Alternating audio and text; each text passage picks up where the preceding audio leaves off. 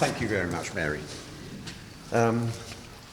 What serendipity that this exhibition is occurring at the same time as COP26. I can scarcely believe that it wasn't actually arranged like that, but I'm assured it wasn't. Because trees at the moment do look like being the most important organisms on the planet. They capture carbon, they clean air, they provide, eventually anyway, wildlife habitats, and if you believe some people, they exhale gases which improve your mental health. How does art respond to this, or how should it respond to this crisis on the planet and the elevated status that trees have got? Art has a long history of being critical, of asking questions about what's happening. And I think in this magnificent exhibition, it is beginning to do that. The very first representation of a tree I have been able to find in human art is in an Egyptian fresco dated to about 2000 BC. And the trees there, they go around the edges of what is obviously a kind of farmed plot, are very farmed trees.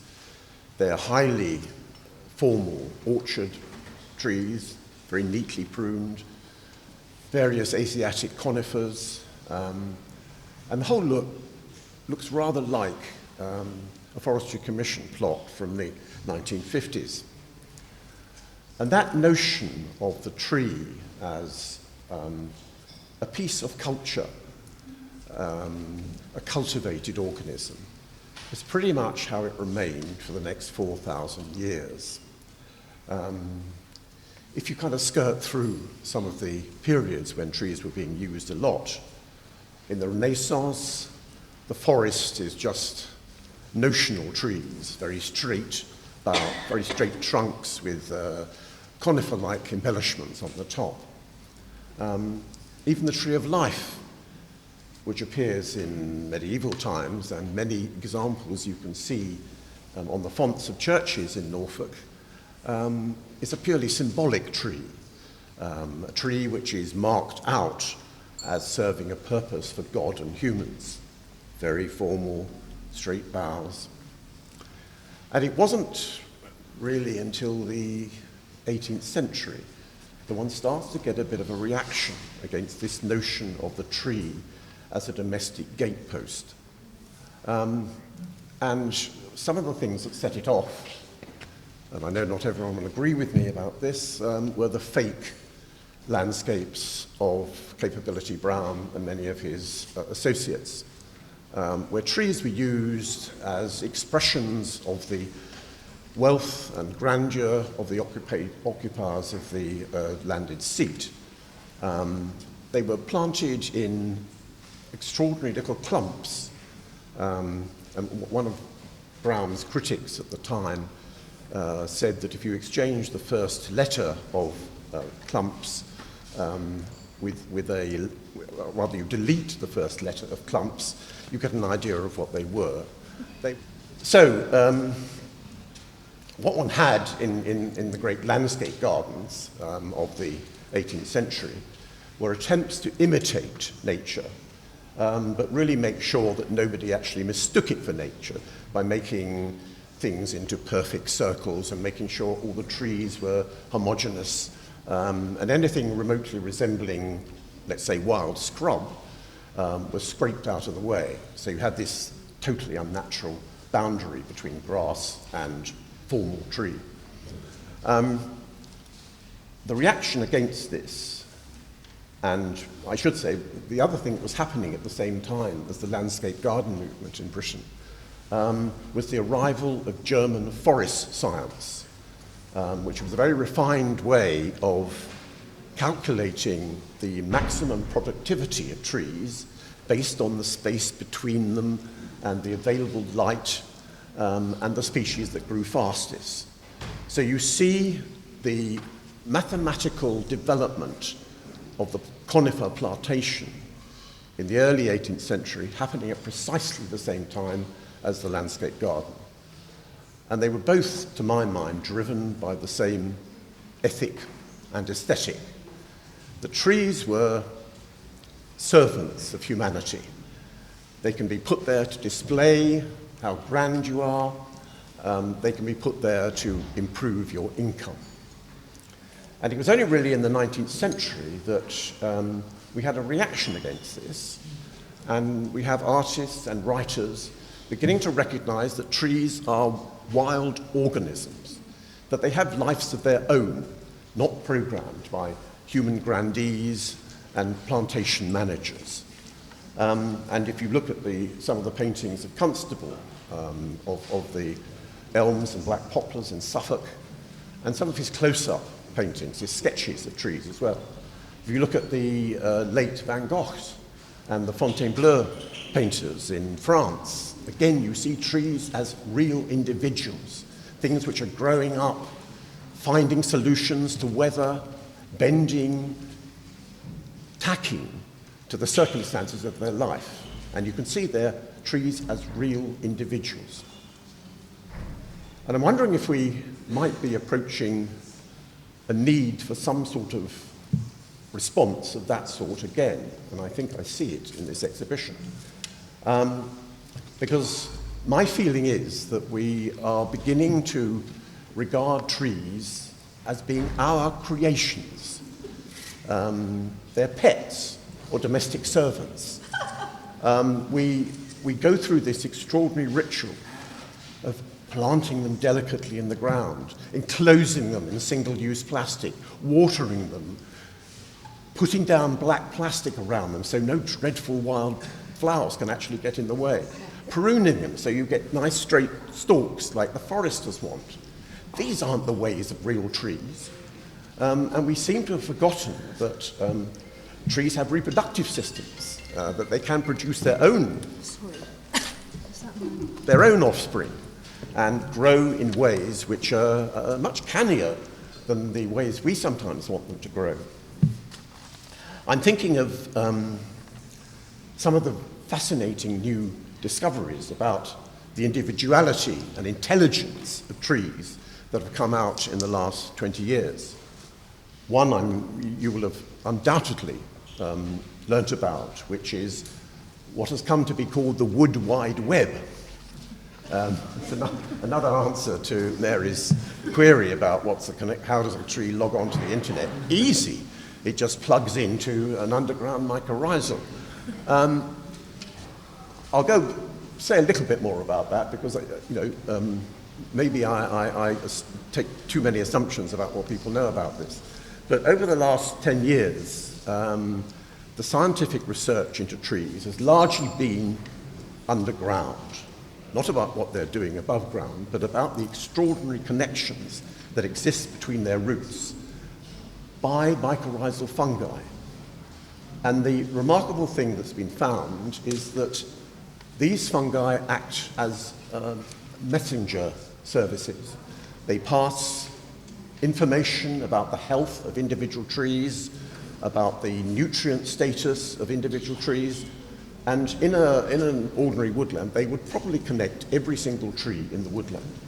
So that if one tree is deficient in some mineral, the fungus will detect that and take some nutrients from other parts of the forest and take it to the tree that's ailing. So that two things become clear about this, that trees are not individuals in the way that I said that they are.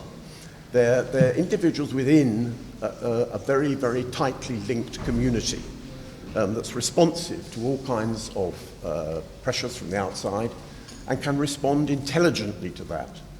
It also happens above ground. I mean, another remarkable discovery is that if oak trees are attacked by aphids, they release pheromones which can drift on the breeze to oak trees next down the line and encourage the production of more tannin to resist the aphids. So we have complex communication system going on between these trees. They're not just our servants, they're living lives of their own. And what else has been happening? We all know the horrors of ash disease But it's not going quite as awfully as some of the forecasters said 10 years ago. Of course, the first cases of ash disease were in Norfolk, at Ashwell, ironically named Ashwell Thorpe Wood, which is about 10 miles south of here. And many of the trees died there. But it's not spread through Norfolk at anything like the rate that was predicted. Where I live, just outside this, we've got maybe 7 very mature ashes in the garden, and they're all okay so far, touch wood. What's remarkable about them, and what I see as the hope for the future, is again the autonomous complexity of these trees. Ashes are gender fluid. They have male and female flowers on different trees. Sometimes they have male and female flowers on the same trees. One year they'll be female, the next year they'll be male. And sometimes you have different sexes on the same branch, I found in some of our trees at home. And the opportunity this gives for fabulous genetic mixing means that the ashes, the seedling ashes, are all going to be dramatically different. And I think it's already being found that the young seedling ashes of the next generation are showing maybe as much as 10% resistance to ash dieback. That's all you need. 10% of trees surviving would cover the trees, would return this country to its customary ash cover within half a century. So it's a mark in favour of tree autonomy. Another thing which I've seen myself is in parts of Greece. When they grow up on the high mountains, they would look to a forester in this country as if they're dying. The leaves go yellow very early in the summer. The branches are somewhat hunched at the top. They don't seem to grow very much. And I suspect if they were growing in this country, they'd be hacked down as being diseased or decrepit. That's another thing we do. We imagine the framework of trees, the body of trees, is analogous to our own. So when things go wrong, we assume that it's a downward spiral. It's not like that at all. These trees in Greece have been in an identical state for the last 200 years, cutting down their budgets, throwing their leaves off early, not growing too much, not providing too many branches to transmit water, is their way of surviving. It's a survival tactic, and it's an intelligent tactic as well. Beeches. They were the trees I actually grew up with. And when I used to live in the Chilterns, there was one very, very special beech that I loved above all others. It was a great 400-year-old pollard that we called the queen beech. It had branches like the tentacles of an octopus. And it had some human marks as well. In the Second World War, United States airmen who were stationed nearby used to climb the trees and write their lovesick messages to their sweethearts back home in the bark, which is another custom that goes back 2,000 years to the Romans. And it was a magnificent tree. It was also used as for CGI in Harry Potter's films. It was turned into the Whomping Willow. So it had all kinds of cultural uses as well. But underneath it, it was a surviving tree, growing in odd directions to tack with the gales. It never suffered as one of the trees I saw nearby, which fell down in one of the great gales of the 1980s, and actually started to dissolve during a storm. It was so lightning-ridden and burrowed into by bees that when a major rainstorm came, I was cowering under a bush.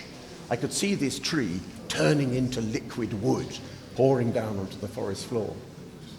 But the queen beech eventually suffered the same fate.